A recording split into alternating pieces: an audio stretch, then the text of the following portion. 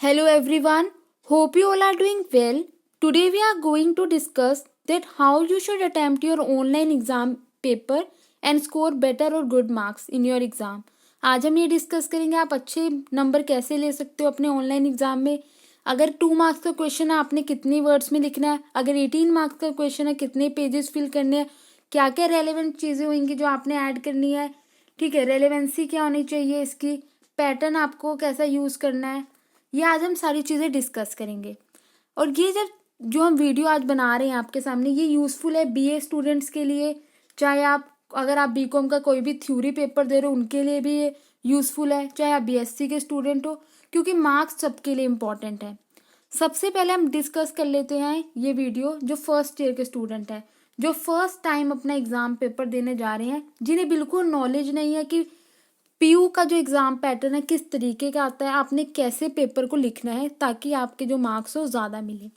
देखो सबसे पहले हम डिवीजन की बात कर लेते हैं। फर्स्ट डिवीजन कौन सी होती है? देखो 60+ अगर आपकी परसेंटेज होती है तो आप फर्स्ट डिवीजन कहलाई जाती है, ठीक है। अगर 59.9% भी है तो आप सेकंड डिवीजन हो, ठीक है। अगर उससे नीचे 45 वाले होते हैं थर्ड डिवीजन होती है। अगर आप कोई भी गवर्नमेंट एग्जाम फिल कर रहे हो हरियाणा पंजाब का, अगर आप स्टूडेंट हो, यहाँ तक कि हिमाचल में भी ये पैटर्न निकाल दिया है कि अगर जिसकी ग्रेजुएशन में 60% है वो ये जॉब के लिए एलिजिबल है। देखो अब एलिजिबिलिटी क्राइटेरिया भी फिक्स करना शुरू कर दिया है, तो हमारे लिए 60% से ऊपर मार्क्स लेना बहुत ज़रूरी है। देखो if you Aspire for the moon you get the sky, but if you Aspire for the sky you only on the earth. अगर आप देखो अपनी सोच को थोड़ा ऊंचा रखते हैं, हमेशा अपना गोल होता है वो थोड़ा ऊंचा फिक्स करते हैं। देखो कैसे, अगर आप 80% का सोच के चलोगे ना, आप 75 आराम से स्कोर कर सकते हो, क्योंकि आपकी मेहनत 80% की होगी। अगर आप सोच के 60% का चलोगे फर्स्ट ईयर के अंदर, सेकेंड ईयर में मैं आपको बता सकती हूँ मैक्सिमम चांसेस है कि आप 56 57 पे या 55 पे अटके रहो, ठीक है। इसलिए हमेशा अपना गोल ऊंचा रखो।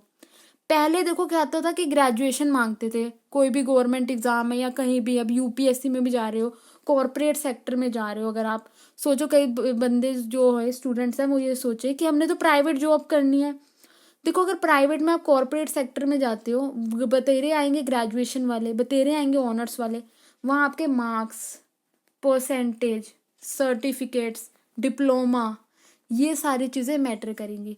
तो आप अपने मार्क्स हैं जो अभी से ही ज़्यादा लेने की कोशिश करो। देखो पंजाब यूनिवर्सिटी का क्या पैटर्न है, पीयू के जो बीए की बात करी जाए तो यहाँ 2 मार्क्स के क्वेश्चन आते हैं, 5 मार्क्स के क्वेश्चन भी आते हैं कई सब्जेक्ट्स में, और 18 मार्क्स है जो एक मैक्सिमम स्कोर चलता है 18 मार्क्स के क्वेश्चन।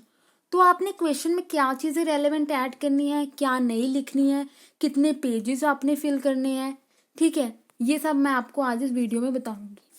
और ये इम्पॉसिबल नहीं है कि आप 96+ पॉलिटिकल साइंस और पब्लिक एडमिनिस्ट्रेशन सोशियोलॉजी सब्जेक्ट में नहीं ले सकते, आप इनमें ले सकते हो। ये मैंने रियल एग्जाम्पल हैं जिन स्टूडेंट्स के आए हैं 96+ मार्क्स भी पब्लिक एडमि पॉलिटिकल साइंस। ये बिल्कुल थ्योरी सब्जेक्ट्स होते हैं, कहते हैं थ्योरी में तो नंबर कट सकते हैं, पर यहाँ टीचर फुल नंबर भी आपको दे सकता है। देखो अब कैसे आपने एग्ज़ाम करना है। अगर आप कोई चैप्टर उठा के देखो, अगर आप +2 के बाद पहली बार एग्ज़ाम लिख रहे हो, अगर आपके फर्स्ट ईयर में बहुत कम मार्क्स आए हैं, आप अपने सेकेंड ईयर में मार्क्स बढ़ाना चाहते हो, तो आप किस तरीके से अटैम्प्ट करो अपना एग्जाम। अटैम्प्ट और जो उसकी प्रेजेंटेशन होती है ना वो बहुत इंपॉर्टेंट होती है। कई स्टूडेंट कहते हैं हमने लिखा तो सही था पर हमारे टीचर ने नंबर कम दिए, जो हमारे से थोड़े बच्चे ठीक ठीक थे पढ़ाई में उनके हमारे से ज़्यादा मार्क्स आ गए। कैसे? देखो अगर आप कोई भी डिश बनाते हो उसकी प्रेजेंटेशन आपकी अच्छी नहीं है तो बकायदा उसका टेस्ट अच्छा हो, अगर प्रेजेंटेशन अच्छी नहीं है ना तो कोई उसे ज़्यादा देर खाना पसंद नहीं करेगा, ठीक है। तो प्रेजेंटेशन भी इम्पॉर्टेंट रोल प्ले करती है। तभी क्या होते हैं 5 स्टार और ढाबे के खाने में डिफरेंस हो जाता है, ठीक है। ढाबे वाला भी टेस्टी बनाएगा 5 स्टार वाले, पर उसके देखो रेट में क्यों डिफरेंस है, उसकी प्रेजेंटेशन भी A1 है। ढाबे वाले की प्रेजेंटेशन आप देख सकते हो किस तरीके से होती है, पर उसका टेस्ट अच्छा होता है। तो इस हिसाब से हमने देखना है कि अगर मार्क्स अच्छे लेने हैं, ऐसे मार्क्स लेने जो आउटस्टैंडिंग आपको रैंक दिलाए आगे जाके, तो आपने अभी से ही तैयारी रखनी है उसकी। सबसे पहली बात, अगर आपको 2 मार्क्स का क्वेश्चन आता है तो आपने क्या लिखना है। फॉर एग्जाम्पल आपको आता है क्वेश्चन, अगर आप पॉलिटिकल साइंस की हो, कि who is the father of political science. आपसे सिंपल पूछा कि फादर बताओ पॉलिटिकल साइंस का कौन है, आपने लंबी चौड़ी कहानी लिखनी है कि फादर एरिस्टोटल था, वो ग्रीक फिलोसफर था, उसने सिटी स्टेट्स पढ़ी थी, नहीं, डायरेक्ट आंसर आएगा एरिस्टोटल, दैट्स इट। यहाँ आपको 2 मार्क्स मिल जाएंगे। जो ग्रीक फिलोसफर लिखेंगे उनको भी 2 मार्क्स मिलेंगे, जो सिटी स्टेट भी लिखेंगे उनको भी 2 मार्क्स मिलेंगे। तो आपने अपना टाइम सेव करना है, एरिस्टोटल सिंपल आपने आंसर लिखना है। अगर आपको 2 मार्क्स में एक क्वेश्चन आ जाता है आपको कि who is define political science, political science क्या है, तो आपने इसमें ये नहीं कि आपको पता है पॉलिटिकल साइंस का तो सब्जेक्ट इतना वास्ट है, आप 5-6 लाइनें लिखना शुरू कर दो, नो, 20 से 30 वर्ड्स में आप बता दो कि पॉलिटिकल साइंस क्या है। इसका ये डिफरेंट स्टेट्स के पॉलिटिकल सिस्टम्स को हम स्टडी भी कर रहे हैं। मॉडर्न पॉलिटिकल साइंस आ गया, ट्रेडिशनल पॉलिटिकल साइंस आ गया। ट्रेडिशनल में हम स्टेट और गवर्नमेंट को पढ़ते थे, मॉडर्न में हम इस सिस्टम्स को पढ़ते हैं। ये सब आप चीज़ें बता दोगे, ठीक है। 2 मार्क्स का आपने हमेशा 2-3 लाइन्स और टू द पॉइंट आंसर होना चाहिए, बस, इससे ज़्यादा नहीं। 12 क्वेश्चन आते हैं, कोई 9 आपको अटैम्प्ट करना होता है, 9 2 18, 2 मार्क्स के ये 18 बन जाते हैं। और 18 नंबर का एक क्वेश्चन आता है, 4 आते हैं जो हर यूनिट में से, तो आपके यहाँ भी बन जाते हैं 76 के अराउंड बन जाते हैं। तो आपके 90 मार्क्स का ये पेपर इस तरीके से बन जाता है। अब देखो 18 मार्क्स में आपने क्या लिखना है। 18 मार्क्स का आपका आ गया क्वेश्चन, आपने इसमें क्या लिखना है। सबसे पहले अगर क्वेश्चन आए मीनिंग नेचर एंड स्कोप लिखो, ठीक है। पहला क्वेश्चन आपका है meaning nature and scope of political science लिख दो, या meaning nature and scope sociology, meaning nature and scope public administration, history का कैसे ओरिजिन था, ये सब कुछ आ गया। सबसे पहले इंट्रोडक्शन लिखोगे आप सबसे पहले पैटर्न देख लो आपने किस तरीके से लिखना है। हेडिंग्स बनानी है, हेडिंग्स अंडरलाइन, एक अंडरलाइन डबल अंडरलाइन कर दो, या बोल्ड हेडिंग्स होनी चाहिए, प्रेजेंटेशन इंपॉर्टेंट है। सेकंड पॉइंट आप डेफिनेशन लिखोगे, कोई 2 अच्छी डेफिनेशन जो आपको याद है। अगर आ गया स्टेट और उसके एलिमेंट्स, ये क्वेश्चन हमेशा आपको आएगा ही आएगा, स्टेट और उसके एलिमेंट्स, तो आपने गार्नर की डेफिनेशन लिखनी है, ठीक है। डेफिनेशन लिख दी, इंट्रोडक्शन डेफिनेशन 2 लिख दी, मीनिंग लिखा 1-2 लाइन में, पॉलिटिकल साइंस का मीनिंग नेचर स्कोप पूछ रहे हैं ना। 4th पॉइंट में क्या आ जाएगा, 4th में आपका आ जाएगा नेचर, मीनिंग नेचर पूछा उसने। नेचर में आपका बताओगे traditional view point, modern view point, जो उसका नेचर है, स्कोप है। अगर स्कोप आ जाए, नेचर आ जाए, कुछ भी आ जाए, तो आपने ट्रेडिशनल व्यू पॉइंट बताना है, मॉडर्न व्यू पॉइंट बताना है। उसके बाद 5वें में आपने कंक्लूजन कर देना है। ट्रेडिशनल के अंदर 8 पॉइंट दे देने हैं, मॉडर्न के अंदर 8 पॉइंट दे देने हैं, यहाँ 16 पॉइंट हो गए कंक्लूजन। गारंटी ले लो 18 में से 17 या 16 नंबर स्कोर कर जाओगे आप, अगर इस तरीके से पेपर करोगे।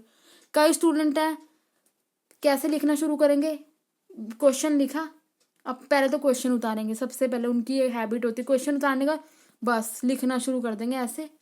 ऐसा कोई पढ़ना पसंद नहीं करता।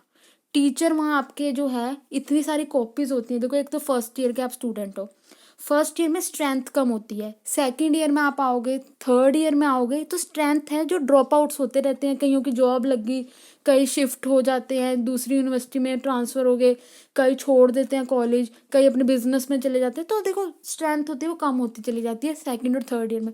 फर्स्ट ईयर में स्ट्रेंथ ज़्यादा होती है, कोई इतना लोड नहीं लेगा कि आपका ये जो पैराग्राफ पढ़ने बैठेगा, जो आपने पैराग्राफ पॉइंट्स में लिखना, आपने हमेशा आंसर अपने पॉइंट्स में लिखना है। पॉइंट्स आपके क्या होने चाहिए, बोल्ड होने चाहिए, ठीक है, और टू द पॉइंट आपका आंसर होना चाहिए, बस जितना पूछा उतनी बात। और मैक्सिमम आपके, अगर आप ऑफलाइन एग्जाम दोगे, मैक्सिमम 32 शीट्स आती है आपके पास, 6 शीटें एक आंसर में, लॉन्ग आंसर में देनी जरूरी है, 6 शीट्स। 2 मार्क्स वाले में तो मैंने बताया टू द पॉइंट 2 शीटों में हो गए, 3 शीटों में 9 क्वेश्चन हो गए, सफिशेंट है। पर आपने 6 शीट्स जो है मिनिमम 18 मार्क्स के क्वेश्चन में देनी ही देनी है, और पैटर्न मैंने आपको बता दिया। सेकंड आपका क्वेश्चन आता है डिफरेंस बिटवीन एनिमल सोसाइटी, अगर आ जाए डिफरेंस पूछ लिया आपसे किसी भी चीज़ के अंदर, तो आपने +2 में क्या आदत होती है, हमारे को डिफरेंस आया फटाफट हमने बना दी टैबुलर फॉर्म में, रॉन्ग। पीयू में टैबुलर फॉर्म में आपने डिफरेंस नहीं देना है, आपने हमेशा डिफरेंस पॉइंट में देना है। यहाँ लिखोगे कैसे, डेमोक्रेसी डिक्टेटरशिप से कैसे अलग है, पहले लिखोगे इसका नेचर, फिर आप लिखोगे कि डेमोक्रेसी का नेचर ये होता है, डिक्टेटरशिप में मोनार्की को वो जो भी इसमें डिक्टेटरशिप में शो करते हैं। फिर आपने कुछ एग्जांपल बताना है कि डेमोक्रेसी इंडिया में है, नॉर्थ कोरिया में डिक्टेटरशिप प्रेवलेंट करती है, वहाँ लोगों पर राइट्स नहीं होते। फिर सेकंड पॉइंट आप लिखोगे, अगर डेमोक्रेसी डिक्टेटरशिप पे डिफरेंस आ जाता है कि राइट्स, फिर लिखोगे आप राइट्स बनाओगे हेडिंग, तो जो उसके अंदर एसेंस है ना, बेस चीज़ है, उसको पॉइंट बना दो। फिर लिखोगे in democracy people got maximum right, in dictatorship there is no concept of rights, there is only duties. For example, अगर हम बात करें जाए डिक्टेटरशिप में, जर्मनी में था डिक्टेटरशिप, एंशियंट टाइम्स में हम देख सकते हैं, जहाँ लोगों के पास राइट्स नहीं थे, उन पर टैक्सेस लगाते थे, उनके पास ड्यूटीज थी सिर्फ, तो ये देख सकते हैं। तो आपने डिफरेंस को भी पॉइंट में लिखना है। उसके बाद आपने कंक्लूजन लिखना है। कंक्लूजन के अंदर आप वे फॉरवर्ड लिखते हो कि आप क्या सजेशन देना चाहते हो, क्या आपने इस क्वेश्चन में जो ऊपर डिस्कस करा उसका क्रक्स क्या है, यह आपका कंक्लूजन होता है। 2-3 लाइनें क्रक्स की होती है कंक्लूजन में, जो आपका ऊपर आंसर है। उसके बाद आप थोड़ा एग्जाम्पल मॉडर्न व्यू पॉइंट के साथ जोड़ के इसका कंक्लूजन आप ऐसे निकालोगे। ये आप, अगर आपके अंदर ये हैबिट है, तो मैं आपको सच्ची बता रही हूँ, आप आगे जाके बहुत अच्छा स्कोर करोगे मार्क्स। इसलिए अभी से अपनी हैबिट बनाना शुरू कर दो, क्योंकि अगर आप बैंक में जा रहे हो, बैंक पीओ का एग्ज़ाम दे रहे हो, चाहे अब यूपीएससी का एग्ज़ाम दे रहे हो, चाहे एसएससी का कोई भी एग्ज़ाम है, डिस्क्रिप्टिव पेपर वहाँ आ गया, बी और ए ग्रेड के लिए डिस्क्रिप्टिव पेपर आ गया। अगर सोचो, अगर आपने दिया इंग्लिश में, वहाँ आते हैं आपके प्रॉब्लम सॉल्विंग क्वेश्चन, आप किस तरीके से अटैम्प्ट करोगे। अगर आपको लिखने की अभी से आदत होगी इस तरीके से, तो आराम से लिख सकते हो। अगर आप वही सोच के जा रहे हो टू ये इस तरीके से लिखना है, बस भाई किसी तरह पास हो जाए, डिवीजन से आपको कोई मतलब नहीं है, तो आपके लिए वीडियो यूजलेस होगी। अगर आपको अच्छे मार्क्स लेने हैं, कुछ आगे अपनी परसेंटेज शो करनी है, कुछ करके दिखाना है, तो आपको ये इस तरीके से पैटर्न फॉलो करना पड़ेगा। और अब जब आपका रिजल्ट आएगा, आप कंपेयर भी कर सकते हो। अगर कोई सेकेंड ईयर का स्टूडेंट ये वीडियो देख रहा है या फाइनल ईयर का देख रहा है, तो वो अपनी परसेंटेज इस तरीके से पेपर करने के बाद कंपेयर भी कर सकता है कि उसने फर्स्ट ईयर में जो गलतियां करी वो सेकेंड ईयर में ना दोहराई जाए। कहानियाँ कोई नहीं पढ़ना पसंद करता, टू द पॉइंट लिखना पसंद करते हैं। और ये दिमाग से भ्रम निकाल देना कि हम गाने लिख आएंगे, अखबार की स्टोरियाँ लिख आएंगे जो न्यूज़पेपर में चल रही होती हैं, वो अब जमाने लग चुके हैं और वो कोई नहीं लिखता है। ये गाने गुने ना वैसे प्रोफेसर हैं। आपका एग्जाम पेपर यूनिवर्सिटी का रिसर्च स्कॉलर चेक कर रहा है, सोचो। वो रिसर्च करके इतना बैठा हुआ, इतना पढ़ रखी है उसने, इतनी इतनी किताबें, इतनी लाइब्रेरी विजिट करी है, वो क्या आपका एग्जाम नहीं पढ़ सकता? 32 पेजों का, जो 500-500 600 पेजों की इतनी इतनी किताबें पढ़ लेता है। इसलिए बोल रहे हो कि रेलेवेंट चीज़ें ऐड करो, अपना फ्यूचर अभी से बनाना शुरू कर दो, आगे आपको बहुत हेल्प मिलेगी। अगर आपने वही सब सोच रखा है, तो आपके लिए ये फिर चीज़ें अच्छी नहीं है। ठीक है, होप आपको ये वीडियो पसंद आई होगी। अगर पसंद आई होगी तो आप इसे लाइक ज़रूर करना। अगर चैनल पे न्यू है तो चैनल को सब्सक्राइब करना। ठीक है, अगर आपको फिर भी कोई डाउट होता है तो आप कमेंट सेक्शन में मेरे से पूछ सकते हो। Thank you very much and have a nice day.